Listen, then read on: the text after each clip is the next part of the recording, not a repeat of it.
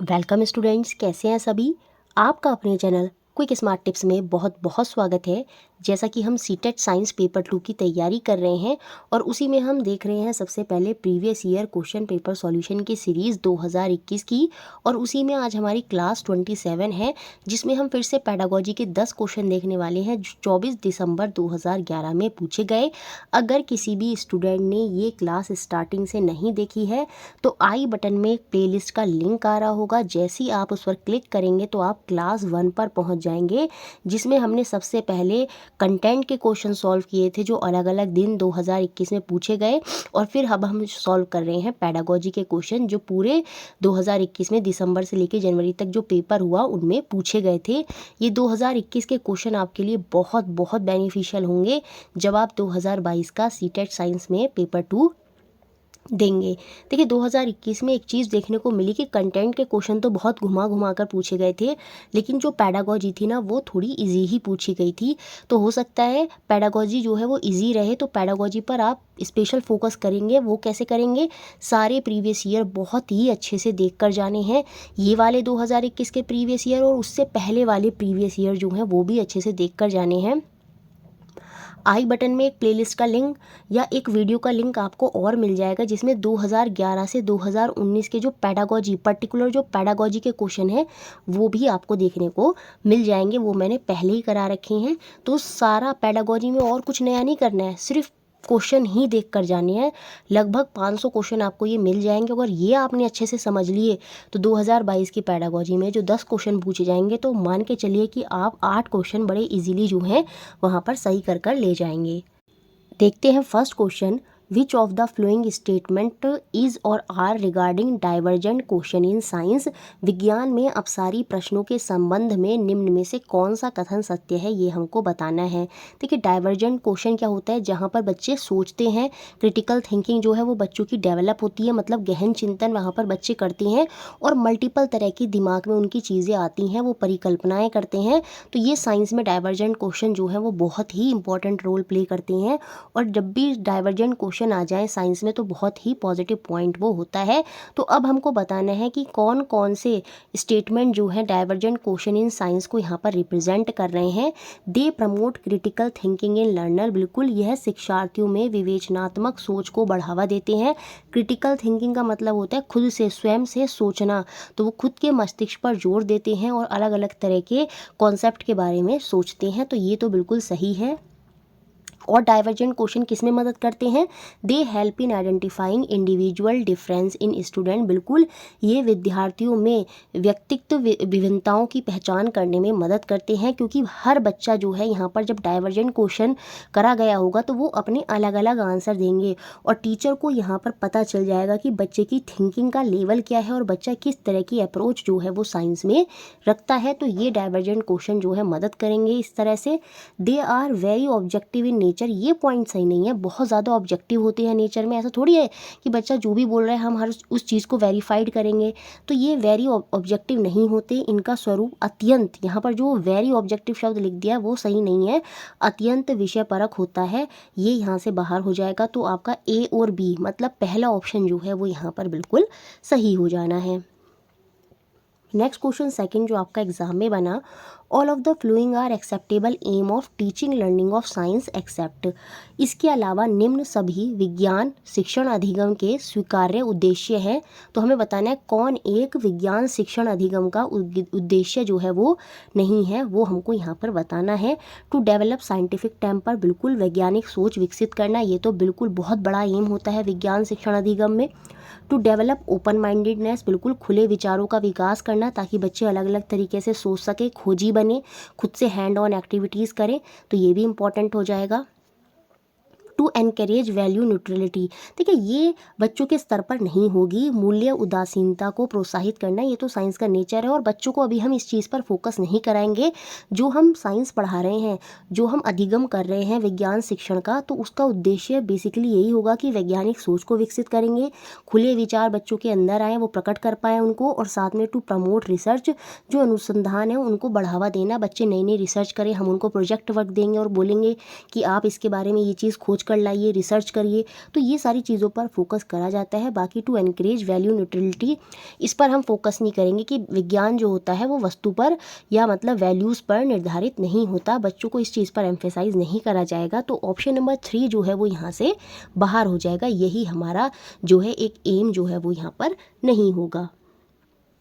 Next question 3 जो आपका exam में बना, a science curriculum is said to be historically valid if it, जो विज्ञान का एक पाठ्यक्रम ऐतिहासिक रूप से वैध है यदि वह, हमको बताना है कि जो साइंस का करिकुलम होता है वो हिस्टोरिकली वैलिड है कब, if it has been developed by people with long experience in the field of education, बिल्कुल बाहर, हिस्ट्री से इसका कोई कनेक्शन नहीं दिख रहा है, ये बाहर हो जाएगा।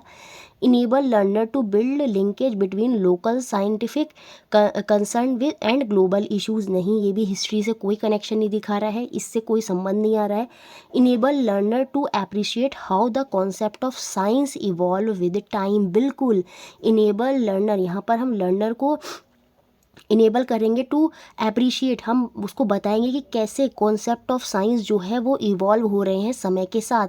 जैसे पहले हिस्ट्री में पहिए से शुरुआत हुई थी और आज देखिए कहाँ हम बड़े बड़े एरोप्लेन तक आ रहे हैं, तो मतलब समय के साथ जो कॉन्सेप्ट है साइंस के वो किस तरह से बढ़े हैं उसको हम अप्रिशिएट करेंगे, कहीं ना कहीं वो हिस्ट्री से कनेक्ट करते हुए हम उसको लेकर आएंगे। तो यही हमारी हिस्टोरिकली वैलिडिटी जो है यहाँ पर दिखा रहा है साइंस के टर्म में। तो ऑप्शन 3 जो है वो यहाँ पर सही होना चाहिए। Provide interesting fact about recently discovered phenomena, नहीं, ये तो बिल्कुल भी नहीं होगा, हिस्ट्री से हमें कनेक्ट करना है, तो हमारा ऑप्शन 3 ही यहाँ पर सही होगा। हिंदी में भी हम देख लेते हैं, ऐतिहासिक रूप से वैधता कब होगी, उन लोगों द्वारा विकसित किया गया है जिन्हें शिक्षा के क्षेत्र में लंबा अनुभव हो, बिल्कुल कोई हिस्ट्री से कनेक्शन नहीं दिख रहा। शिक्षार्थियों को स्थानीय वैज्ञानिक मुद्दों और वैश्विक मुद्दों के बीच संबंध बनाने में मदद करता है, बिल्कुल भी नहीं हो जाएगा। हमको तो ये बताना है कि साइंस कैसे, विज्ञान का जो पाठ्यक्रम है वो ऐतिहासिक रूप से कैसे वैध है ये बताना है। तो वो यहाँ से हमको पता चलता है कि शिक्षार्थियों को वह क्षमता प्रदान करें कि वे विज्ञान की अवधारणाओं के समय के साथ विकास की सराहना कर सके, तब उनको पता चलेगा कि कैसे जो साइंस है वो हिस्टोरिकली जो है वैध है, कैसे हिस्ट्री से कनेक्ट करते हुए जो साइंस है वो आ रही है। तो ऑप्शन नंबर 3 ही जो है वो बिल्कुल यहाँ पर इसको रिप्रेजेंट कर रहा है। नेक्स्ट क्वेश्चन देखते हैं, क्वेश्चन नंबर 4 जो एग्जाम में बना, विच of the following statement is not true about science, निम्न में से विज्ञान के लिए कौन सा कथन सत्य नहीं है, ये हमको यहाँ पर बताना है, सत्य नहीं है, ठीक है, ये बताएंगे अब हम। Science does not provide ultimate truth about the nature and it's phenomena, बिल्कुल सही बात है, विज्ञान प्रकृति और उसकी परिघटनाओं के विषय में अंतिम सत्य नहीं कहता। जैसे सुनामी है, अर्थक्वेक है, कोई भी नेचुरल फिनोमिना है, अगर वो अकर होने वाला है तो क्या आपको उसको बारे में 100% पहले से पता चल जाता है, नहीं, तो वो अंतिम सत्य वहाँ पर प्रेजेंट नहीं करता। जो हमारी प्रकृति है और उसकी परिघटनाएं उसके बारे में साइंस जो है एग्जैक्ट ट्रुथ जो है वो रिप्रेजेंट नहीं करता। तो ये पॉइंट जो है हमारा क्या हो जाना है, सही हो जाना है। और हमको बताना है क्या कि कौन सा स्टेटमेंट कथन यहाँ पर सही नहीं है। Development of scientific knowledge follow a linear path, यही यहाँ पर गलत हो जाएगा। देखिए साइंस में हम कभी भी विज्ञान संबंधित ज्ञान की प्रगति एक रेखीय पद का अनुसरण करती है, नहीं, रेखीय पद का अनुसरण नहीं करती, क्योंकि रेखीय पद क्या होता है, एक ही रास्ता, लीनियर वे, सीधा एक ही रास्ता, उसी तो हम लीनियर बोलते हैं, रेखीय पथ। साइंस में किसी भी कॉन्सेप्ट तक पहुंचने के एक तरीका नहीं होता, वहाँ पर मल्टीपल तरीके होते हैं उसी सॉल्यूशन तक पहुंचने के, तभी तो डाइवर्जेंट थिंकिंग, डिस्कवरी, रिसर्च, इन सब चीज़ों पर बल दिया जाता है। तो जो विज्ञान है वो रेखीय पद फॉलो नहीं करता, वो आपका यहाँ पर लीनियर पाथ जो है वो फॉलो नहीं करता। तो यही हमारा जो है नहीं सत्य होगा साइंस के विषय में। तो ऑप्शन सेकंड ही यहाँ पर सही हो जाना चाहिए। बाकी हम सारे ऑप्शन भी देख लेते हैं। Scientific ideas are subjected to revision in the light of new evidence, बिल्कुल सही बात है।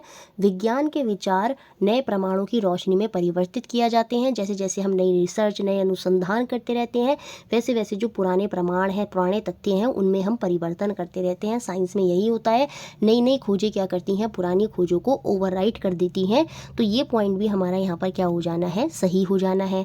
तो और फोर्थ पॉइंट भी देख लेते हैं यहाँ पर क्या कह रहा है कि जो विज्ञान होता है हमारे प्राकृतिक और सामाजिक संसार की सभी समस्याओं का समाधान देने में सक्षम नहीं है। ये बात भी सही है कि science is not capable of solving all the problem of our nature and social world. आपका आपसी झगड़ा है, आपकी आपसी लड़ाई चल रही है, सोशल वर्क का कोई इशू है, तो क्या वो आप साइंस से सॉल्व कर देंगे? नहीं। तो सारे, यही तो बोल रहे हैं कि all problems of our nature and social world, वो हम उसमें साइंस जो है वो कैपेबल नहीं है। ये बात सही है। तो हमारा ऑप्शन 4 भी सही है। तो यहाँ पर जो गलत कथन था वो हमारा कौन सा था कि जो विज्ञान संबंधित ज्ञान है उसकी जो प्रगति होती है वो एक रेखीय पद का अनुसरण करती है। रेखीय पद, लीनियर पाथ साइंस में नहीं होता। मल्टीपल तरीके होते हैं एक समस्या से का समाधान करने के लिए, तो रेखीय पद वहाँ पर हमें फॉलो देखने को नहीं मिलता। तो ऑप्शन सेकेंड ही यहाँ पर सही नहीं है। Next question 5th, which of the following is not an inferential statement. यहाँ पर हमको बताना है कि निम्न में से कौन सा कथन जो है वो निष्कर्ष आधारित कथन नहीं है। ये जो इन्फ्रेंस वर्ड है ये साइंस में बहुत बार देखने को मिलेगा। इसका मतलब आप याद रखेंगे, इसका मतलब क्या होता है? निष्कर्ष, कि हम किसी निष्कर्ष पर आ गए हैं साइंस में। तो 4 कथन अब हमको यहाँ पर दिए हैं, 4 स्टेटमेंट दिए हैं और हमको बताना है कि किस स्टेटमेंट में निष्कर्ष जो है वो निकल कर नहीं आ रहा। Objects released from a height tend to fall to the ground. बिल्कुल, कुछ ऊंचाई से छोड़ी गई वस्तु ज़मीन पर गिरने की ओर प्रवृत्त होती है। कोई भी वस्तु अगर हम ऊपर से छोड़ते हैं तो वो ज़मीन पर गिरने की ओर प्रवृत्त होती है, वो नीचे ही आती है। लेकिन इस पॉइंट से, इस स्टेटमेंट से क्या आपको कुछ निष्कर्ष मिला? नहीं। ये तो एक सिंपल सी बात बोल दी कि कोई भी वस्तु हम ऊपर से फेंक रहे हैं तो वो नीचे जा रही है, लेकिन इससे निष्कर्ष क्या निकला वो तो हमने बताया ही नहीं।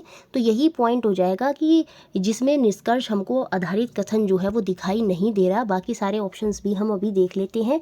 जो फ्लूइड्स होते हैं वो फोर्स एग्जर्ट करते हैं कौन सी? फ्रिक्शन की, on object in motion through them. जब हम जैसे जहाज़ वगैरह हैं उसको पानी पे से लेकर जाते हैं, फ्लूइड, किसी भी फ्लूइड से होकर अगर गति करती हुई वाली वस्तु जो है, वो जो फ्लूइड है उस वस्तु पर क्या लगाता है? घर्षण लगाता है, उसको रोकने की कोशिश करता है।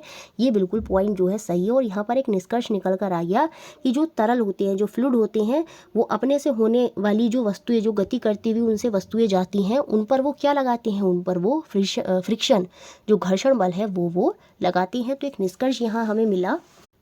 थर्ड पॉइंट देखते हैं, प्रत्येक व्यक्ति में 2 विकल्पी युग्म होते हैं। बिल्कुल, और केवल एक विकल्पी युग्म जो है वो उनके संताति को दिया जाता है। जैसे मेल में XY होते हैं, फीमेल में XX होते हैं, तो इनका जो केवल एक विकल्पी युग्म है वो उनके संताति को दिया जाता है। ये भी एक निष्कर्ष है। Every individual possesses two allele and only 1 allele is passed on the offspring. तो ये भी एक हमारा इन्फ्रेंस है कि हर इंडिविजुअल में 2 अलील होते हैं और उनका जो एक अलील होता है वो उनके ऑफ स्प्रिंग में जो है वो पास्ड होता है। देखिए यहाँ पर जब हम 4th ऑप्शन देखते हैं ना, object tend to fall to the ground because of gravity. देखिए यहाँ पर एक निष्कर्ष दिया गया है कि वस्तु जो है गुरुत्वाकर्षण के कारण धरती पर गिरते हुए प्रवृत्त होती हैं, जबकि पहले ऑप्शन में तो सिर्फ सिंपल बात बोली कि वस्तु ऊपर से नीचे गिर रही है, कोई निष्कर्ष वहाँ पर नहीं था। इसलिए पहले ही ऑप्शन में हमें कोई निष्कर्ष आधारित कथन जो है वो नहीं दिखता। बाकी सारे ऑप्शंस में हमें निष्कर्ष मिलता है। तो पहला ऑप्शन ही यहाँ पर हमारा आंसर जो है वो हो। नेक्स्ट क्वेश्चन 6 जो आपका एग्जाम में बना, विच of the following is the usual sequence in a scientific investigation. निम्नलिखित में से कौन सा वैज्ञानिक जांच पड़ताल का एक सामान्य क्रम है, ये हमको बताना है। तो देखिए सबसे पहले हम पीछे भी अभी हमने पेडागोजी में देखा था कि टीचर बच्चों को अवलोकन करवाता है। जैसे सपोज टीचर को समझाना है कि जो पानी है, जो द्रव होते हैं, उनमें कुछ वस्तुएं डूब जाती हैं और कुछ तैरती रहती हैं। वो डेंसिटी की वजह से होता है। तो स्टार्टिंग में थोड़ी ऐसे बोलेगा टीचर, सबसे पहले क्या बोलेगा बच्चों से, जाओ बच्चों कुछ ऐसे ऑब्जेक्ट लेकर आओ और उनको पानी में डालकर देखो। तो सबसे पहले वहाँ पर बच्चे क्या करेंगे, ऑब्जेक्टों को पानी में डालेंगे और कुछ ना कुछ वो वहाँ पर क्या करेंगे, अवलोकन करेंगे, देखेंगे। तो वहाँ पर सबसे पहले अवलोकन होगा, ना कि एक्सपेरिमेंट और ना ही हाइपोथेसिस, परिकल्पना भी पहले नहीं होगी। जब वो कुछ ऑब्जर्व करेंगे उसके बाद वो दिमाग में कुछ सोचना शुरू करेंगे। तो यहाँ पर तीनों ऑप्शन बाहर होंगे और 4th ऑप्शन सही यहाँ पर होगा कि सबसे पहले बच्चों ने अवलोकन किया कि कुछ वस्तुएं जो हैं वो पानी में क्या कर रही हैं, तैर रही हैं, कुछ डूब रही हैं, और उसके बाद उन्होंने सोचा होगा अच्छा ऐसा क्यों हो रहा है, ऐसा हो सकता है कि वस्तु कुछ भारी हैं, कुछ हल्की हैं, इस वजह से ऐसा हो रहा है।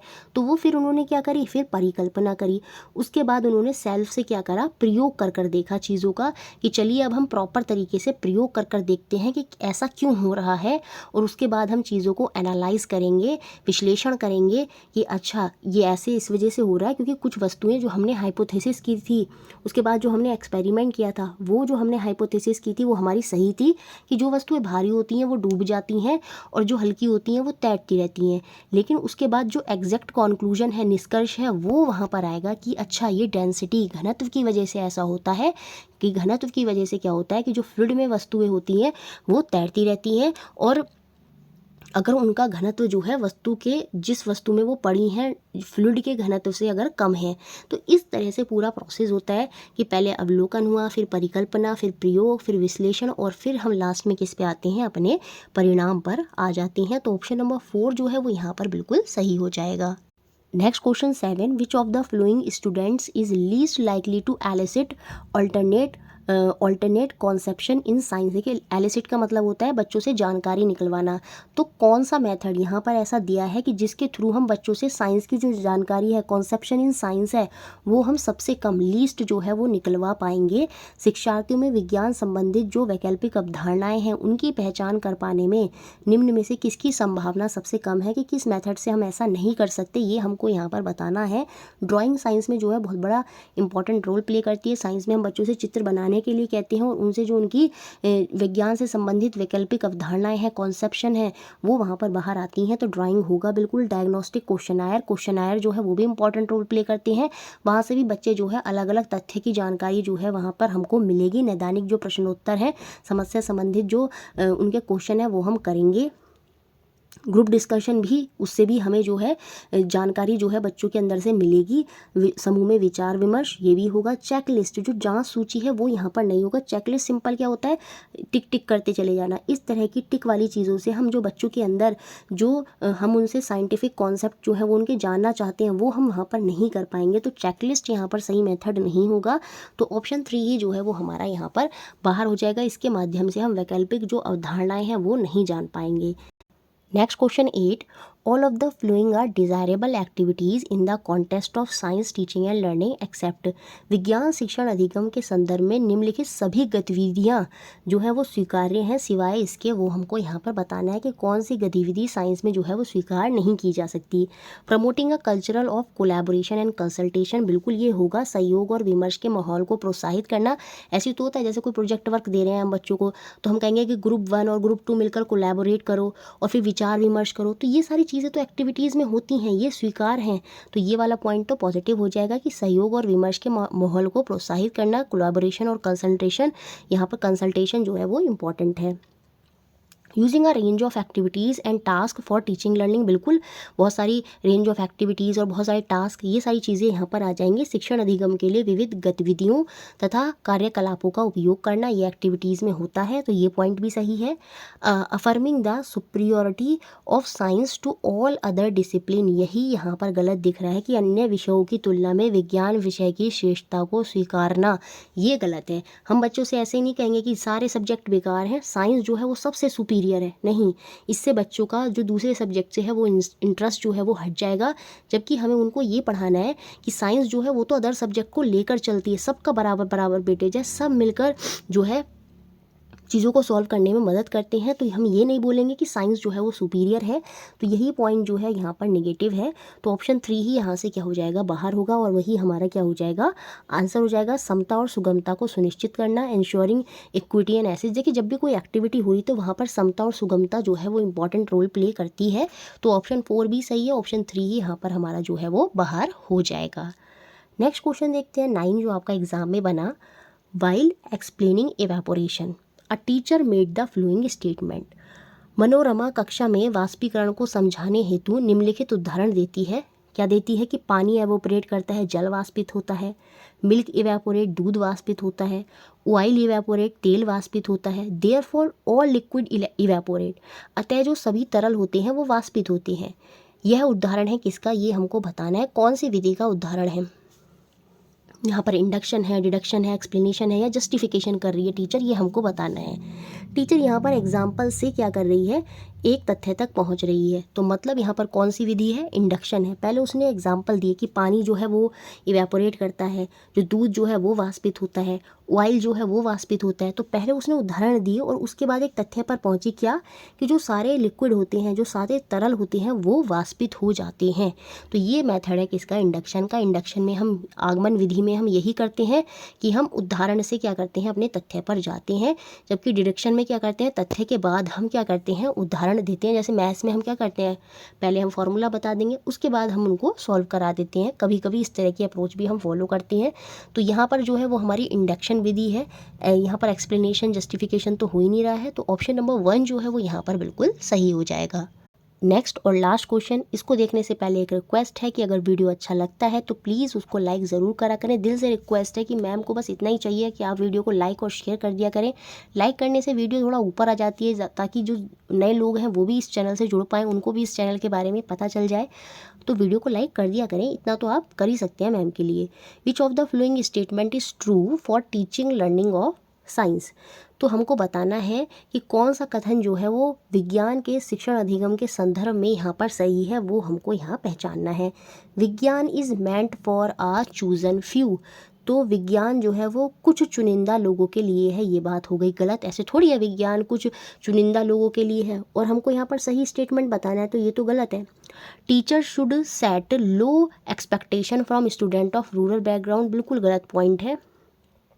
ग्रामीण पृष्ठभूमि के जो छात्र हैं उनके लिए शिक्षकों को कम अपेक्षाएं तय करनी चाहिए। हम इक्वालिटी की बात करते हैं, डिस्क्रिमिनेशन नहीं होगा, तो ये तो बिल्कुल ही निगेटिव पॉइंट है। थर्ड पॉइंट क्या है, science benefits by insight from people with varied background, बिल्कुल ये पॉइंट यहाँ पर बिल्कुल पॉजिटिव है। विविध पृष्ठभूमियों के लोगों के विचारों से विज्ञान को लाभ होता है। जो अलग अलग तरह के स्टूडेंट्स हैं, जब वो सब एक साथ आते हैं तो उससे हमें साइंस को समझने में हेल्प मिलती है, क्योंकि सब अपने अपने डाइवर्जेंट थिंकिंग जो है वहाँ पर हमें देखने को मिलेगी। सब अलग अलग तरीके से चीज़ों को बताने की कोशिश करेंगे और उसमें हम क्या करेंगे, विज्ञान को अच्छे से समझ पाएंगे। तो ऑप्शन 3 जो है वो बिल्कुल सही है, किसके बारे में, टीचिंग लर्निंग ऑफ साइंस के बारे में। बाकी fourth option, boys are inherently better than girls at science, ये तो बिल्कुल, ये तो स्टीरियोटाइप थिंकिंग तो बिल्कुल ही बेकार है कि लड़कियों की तुलना में लड़के सहज तौर पर विज्ञान में बेहतर होते हैं। तो ये ऑप्शन भी बाहर होगा, तो ऑप्शन 3 ही यहाँ पर बिल्कुल सही है। पेडागोजी के क्वेश्चन 2021 में बहुत ज़्यादा टफ नहीं आए हैं, इन सबको अच्छे से समझ लीजिएगा। वीडियो अच्छा लगता है लाइक करें, शेयर करें और चैनल से बने रहें।